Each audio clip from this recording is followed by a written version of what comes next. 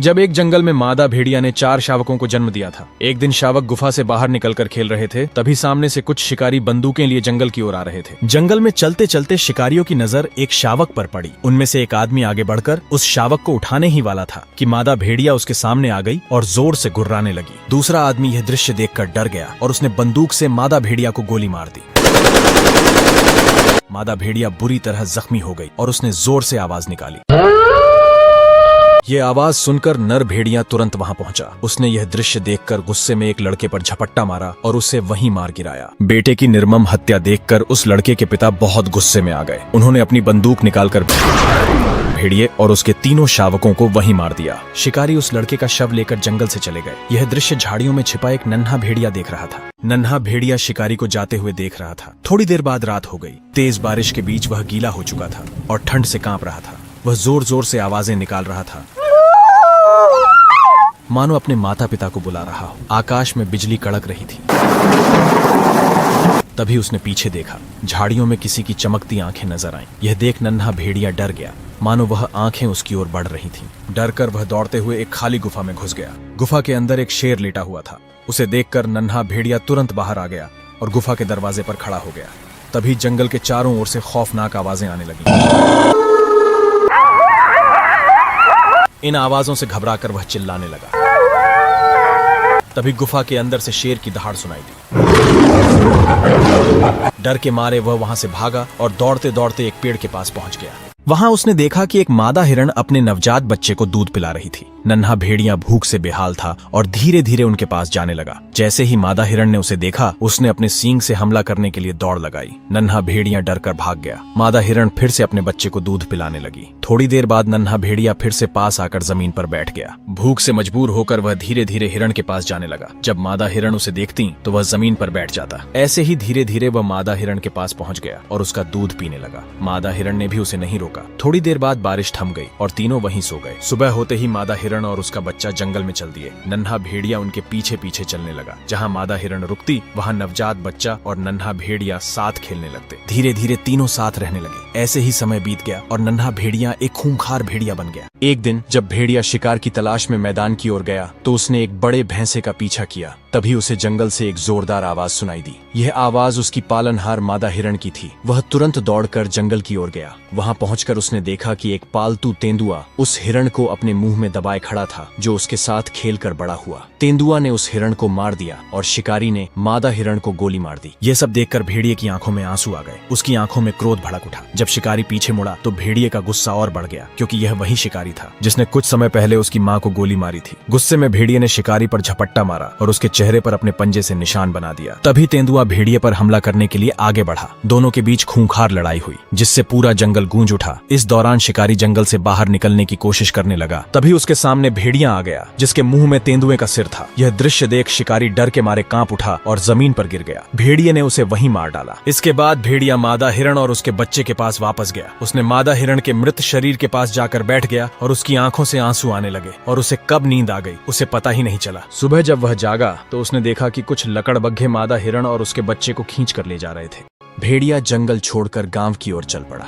रात के समय जब वह गांव पहुंचा तो कुछ कुत्तों ने उसे घेर लिया और उस पर हमला कर दिया। भेड़िया उनसे लड़ते हुए बुरी तरह से घायल हो गया, लेकिन उसने सभी कुत्तों को भगा दिया। घायल अवस्था में वह वहीं लेट गया। सुबह हुई तो एक महिला जो जानवरों की डॉक्टर थी, उसे भेड़िए को ऐसी अवस्था में देखकर दया आ गई। वह भेड़िए को अपने घर ले गई और उसकी मरहम पट्टी की। हालांकि उसकी तबीयत में सुधार नहीं हुआ, इसलिए महिला डॉक्टर उसे अस्पताल ले गई। कुछ दिनों बाद भेड़िया ठीक हो गया। महिला डॉक्टर ने उसे अपने साथ घर पर रखा। समय बीतने लगा और भेड़िया उसके पास ही रहता था। एक दिन एक व्यक्ति अपनी बिल्ली का इलाज कराने के लिए महिला डॉक्टर के पास आया। भेड़िया उसे देखकर गुस्से में आ गया और उस पर हमला करने की कोशिश की, लेकिन चैन से बंधा होने के कारण वह कुछ नहीं कर पाया। महिला डॉक्टर इस व्यवहार से हैरान थी, क्योंकि भेड़िया समझदार था और कभी किसी पर हमला नहीं करता था। वह व्यक्ति डरकर अपनी बिल्ली लेकर वहां से भाग गया। भेड़िया चैन तोड़ने की कोशिश करने लगा। इसे देखकर डॉक्टर ने वन विभाग की टीम को बुलाया। वन विभाग की टीम ने भेड़िए को बेहोश करके जंगल में छोड़ दिया।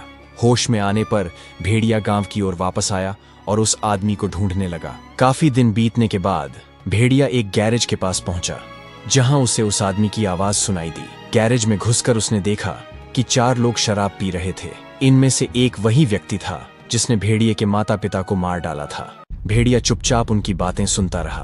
तभी एक व्यक्ति उठकर वॉशरूम की ओर गया। तभी लाइट चली गई। जब उसने रोशनी की तो भेड़िया उसके सामने था। भेड़िए ने उस पर हमला कर उसे वहीं मार दिया। उसकी आवाज सुनकर दूसरा व्यक्ति दौड़कर वॉशरूम के पास आया। तभी लाइट आ गई। सामने भेड़िया खड़ा था और भेड़िए ने उसे भी मार दिया। अब 2 लोग बचे थे। भेड़िया गुस्से में उनके सामने आया तो दोनों भागने लगे। भागते हुए एक का पैर फिसल गया और भेड़िए ने उस पर हमला कर दिया। अंत में बचा व्यक्ति सीढ़ियों से ऊपर भागा और भेड़िया भी उसके पीछे ऊपर की ओर भागा। ऊपर जाकर उस आदमी ने बंदूक से भेड़िए पर गोली चला दी। भेड़िया घायल होकर गिर गया। वह आदमी भेड़िए को मारने ही वाला था कि उसका बेटा वहां आ गया और उसे रोक दिया और बेटे ने अपने पिता को उनकी गलतियों का एहसास कराने लगा।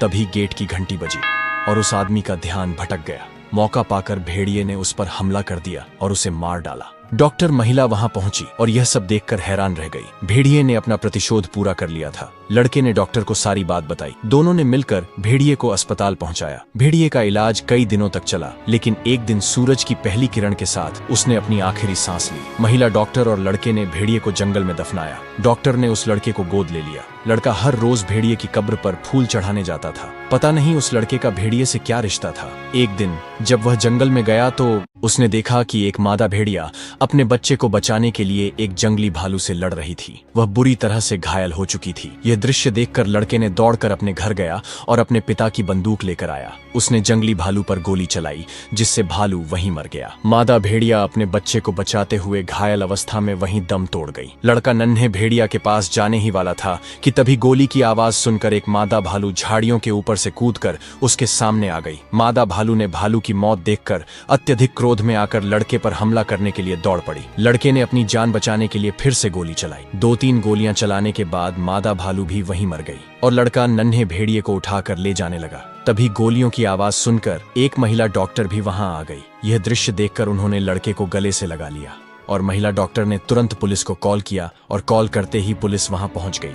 महिला डॉक्टर ने उन्हें पूरी जानकारी दी कि उसके लड़के ने अपनी रक्षा के लिए गोली चलाई थी और पुलिस ने इस बात से सहमति जताई। पुलिस ने मादा और नर भालू के शवों को उठाकर एम्बुलेंस में डाला और वहां से रवाना हो गए।